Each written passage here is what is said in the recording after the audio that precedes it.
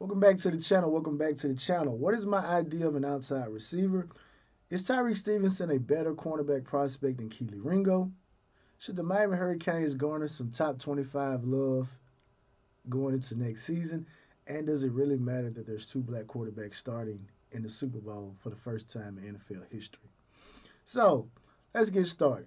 And I'm gonna put out a disclaimer. I'm probably going to be biased in this particular topic, right? Because I think because of what I saw growing up in terms of an outside receiver, right? I was right there in the prime of watching Terrell Owens. I was right there in the prime of watching Randy Moss. I was right there in the prime of watching guys such as Brandon Marshall, who, guys that are not necessarily on that particular level, but I was able to watch those guys play. And while my, and I'll say this, my second all-time favorite receiver is Chad Johnson or Chad Ochocinco, right? That was my second all-time favorite receiver. I tried to emulate Chad in every stretch of the imagination when I was in high school. The antics, the trying to do the route running, all that particular stuff like that. I tried to be like Chad. And one of the things that I remember when Chad was at his height, and we were kind of getting out of the To and Randy Moss phase, even though To was still doing his thing, even in that particular era. You had Steve Smith, and Steve Smith was a very very good wide receiver, and a very good outside wide receiver. And so one of the discussions that I see where people are having is what makes a person a slot receiver and what makes a person an outside receiver. And my thing is this: if we're talking about a short receiver being an outside guy, and I say this, if you can name all of the success stories of guys doing it, then that just goes to show how finite of an amount of guys that are doing it and just shows how special those guys are. And listen to the words that I'm about to say. A good prototypical outside receiver is better, in my opinion, than a great non prototypical outside receiver. Let me say that again. A good prototypical outside receiver is better than a great non prototypical type outside receiver. And that's just, I mean, again, that's just the bias in me, right? So you can see from the thumbnail, even though it's covered up with some words, that's Amon Richards, and probably his best catch in his UM career. We may could argue the catch along the sidelines against Duke was just as good, but that particular catch, just the filming of it, just just a beautiful catch, man. Just from a exceptional athlete, great route runner, all those particular things. There's not enough praise I can heap on Amon Richards, right?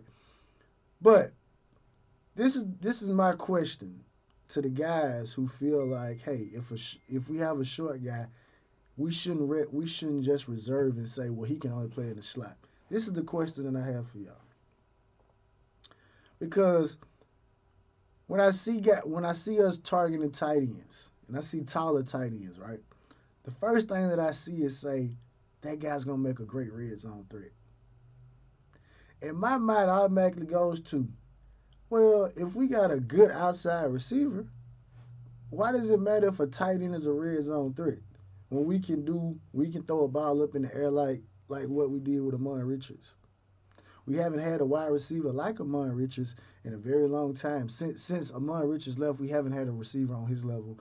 And prior to Amon Richards' arrival, we hadn't had a wide receiver like that.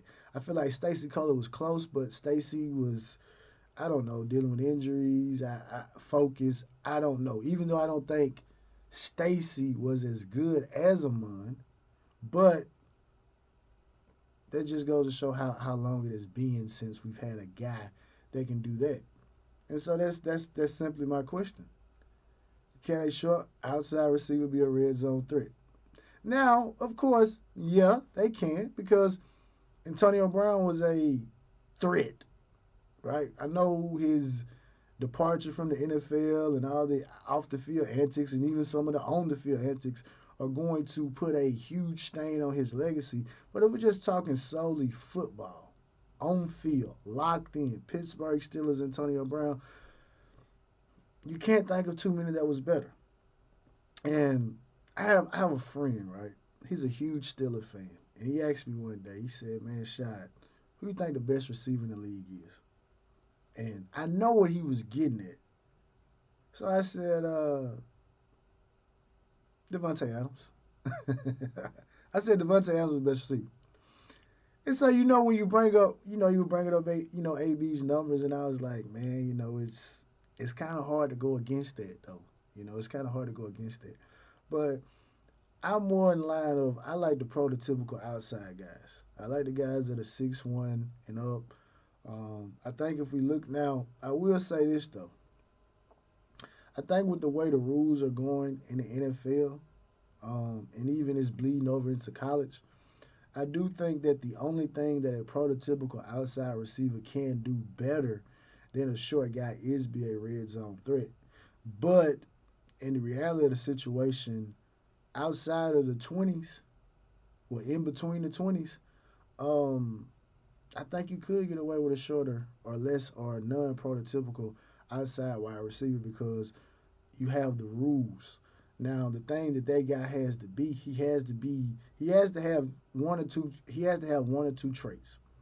He either has to be Tyreek Hill, John Ross, Henry Ruggs, Ted Ginn, Deshaun Jackson. He's got to be that fast, or he has to bring a certain level of toughness to the field, like a Steve Smith Senior, right?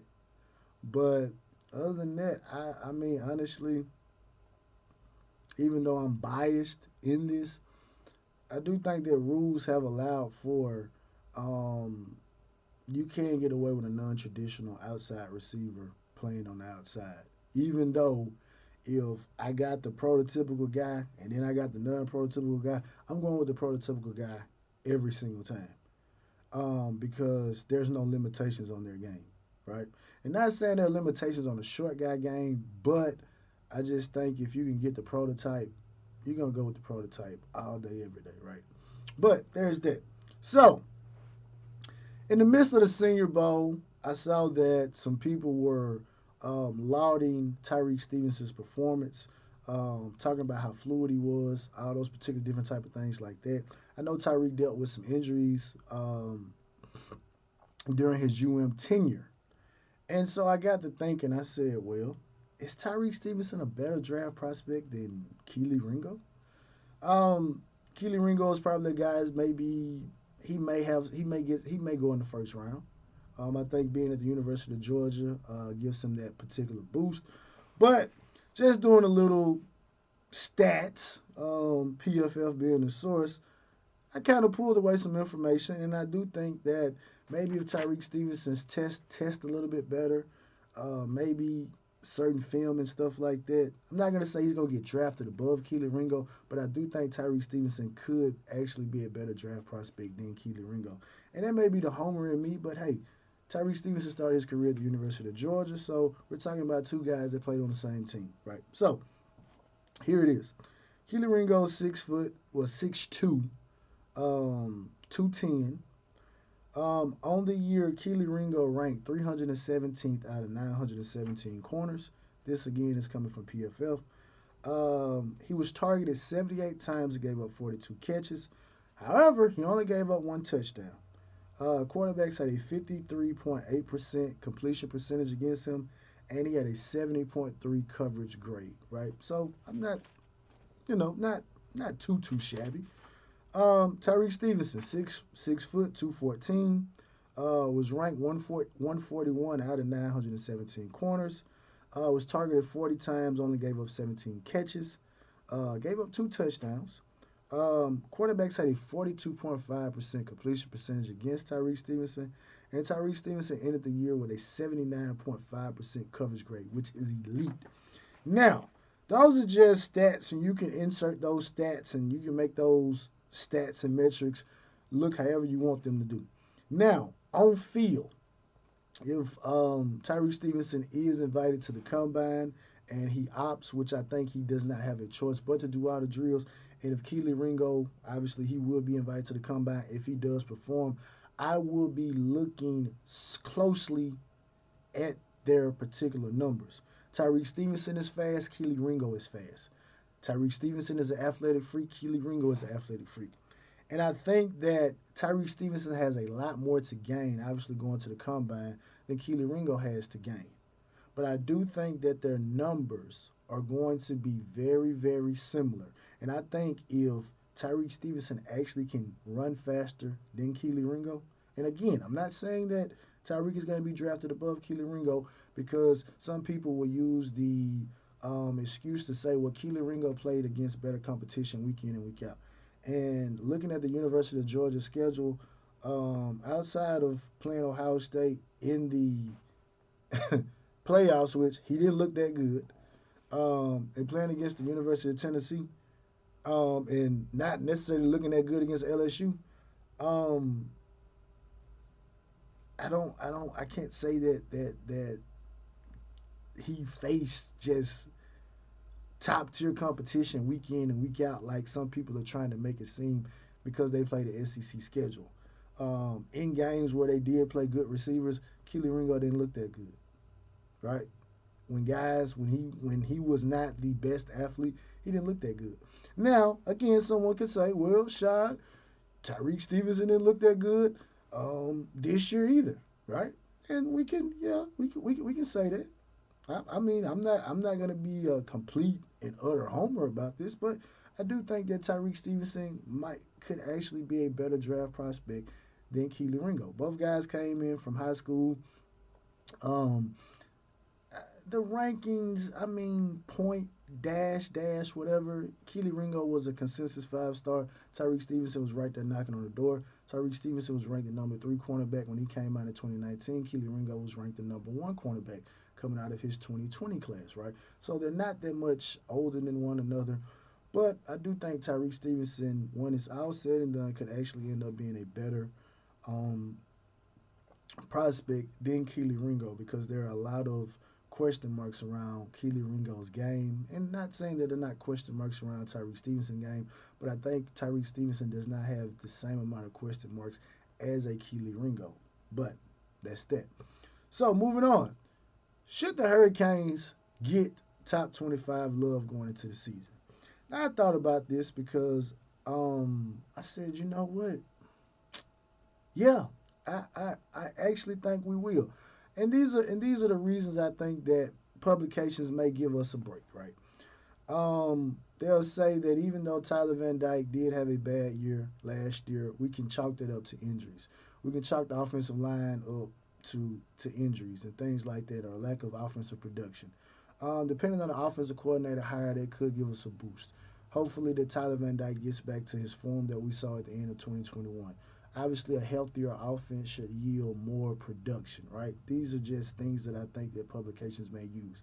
Okay, on the defensive side, about you're returning a first team All American safety in Cam Kitchens. You're returning a prototype or a freak athlete in James Williams because people fall in love with guys like that. Um, I think James Williams actually, even though Cam Kitchens garnered the All American love, I do think James Williams could start going into next year. I think he could get some of that type of love that maybe a Derwin James was getting. When I remember it was a publication that named Derwin James the best college football player of all time. Even I mean not all time, but during his tenure in college, right? So I do think you have that. You got Leonard Taylor. Obviously, you got guys like Wes Saint who's going to step up in a better role. I think with the portal additions that we got, I do think that the Hurricanes could be a preseason top 25 team. Now I know some people say, "Well, man, we don't care about preseason rankings and stuff like that." Well, I'm not one of those fans. I do care. I do care. Now, obviously, most people say, "Well, after 4 weeks, that's when you can kind of see who's what they are." But I always look at it like this: if you come in ranked, you don't have to work. I mean, you still got to work, but you don't have to work as hard. because guys are going to fall in front of you. So I'd rather be ranked and let teams fall and we kind of go up. And then, if you do take a loss, you don't knock yourself completely out of the whole thing. Now, I think just looking at our upcoming schedule, I think preseason we will have, I believe Florida State will be ranked, North Carolina will be ranked, Texas A&M will be ranked, Clemson will be ranked. Um, they may even slide Duke in there. So we're looking at maybe 5 to 6 teams, preseason ranked teams that we have on our schedule next year. And if we're ranked, I think that makes it a lot easier for us to go up. Even though um, those teams that are mainly ranked, with the exception of Texas A&M, we play those guys in the later part of the season. So hopefully they can maintain that and it can really, really help and strengthen our particular resume, right? So there's that. And lastly, um, Black History Month. And in Black History Month, we're having two black quarterbacks facing off in the Super Bowl this upcoming year. And so I asked the question, well, does it kind of really matter? And to me, I don't think it does. I know some people will put emphasis on it. I know I was listening to Undisputed, and Shannon Sharp kind of made the comment to say, well, um, this shows that if we are able to play quarterback position, we can do some great things. And honestly, to me, um, seeing that Doug Williams was actually the first black quarterback to win a Super Bowl and stuff like that, I think that was the height of it. Later on, we see Steve McNair play in the Super Bowl, coming up literally a yard short against the greatest show on turf. I think that showed what it was. And I just think looking at the NFL now, I kind of look at it like this. I forgot what quarterback said it, but it's almost like you segregate certain things, right? Because when you think about quarterbacks, you think about white quarterbacks and you think about black quarterbacks. And you never hear the notation of saying, well, such and such is the greatest white quarterback of all time. It's like, no, you don't look, no one's going to say, Tom Brady's the greatest white quarterback of all time. No, they're just going to say Tom Brady's the greatest quarterback of all time. However, when you get to black quarterbacks, you get down and say, well, who's the best black quarterback of all time? Is it Warren Moon? Is it Steve McNair? And this is prior, obviously, this is pre Patrick Mahomes, of course. Is it Randall Cunningham? Who's the greatest? But I think now when you got a Patrick Mahomes, you got a Deshaun Watson, you got a Jalen Hurts, Dak Prescott, or Lamar Jackson, I think those type of guys are going to break out of that particular mold because I think when you really, really look at it, Patrick Mahomes is not going to be looked at as the greatest black quarterback of all time. Even though at this current juncture, statistics and all this stuff like this, without question, Patrick Mahomes is the greatest black quarterback of all time. But I think that the elevation has gotten out of that segregated space of separating white quarterbacks from black quarterbacks. I think you're just going to look at Patrick Mahomes as what he is. He's a quarterback. And he may not catch Tom Brady, but at the rate Patrick Mahomes is going right now, Patrick Mahomes could very well end his career being the second greatest quarterback of all time. And I don't think people are going to put that, oh, well, Patrick Mahomes was a black quarterback. Well, he may not be the greatest quarterback, but he's the greatest black quarterback. And it's like, nah, we're not kind of worried about that. It's about moving forward, right? But I think it should be a good game. I honestly do. I think from a complete team standpoint, I think the Eagles are a better complete team than the Kansas City Chiefs.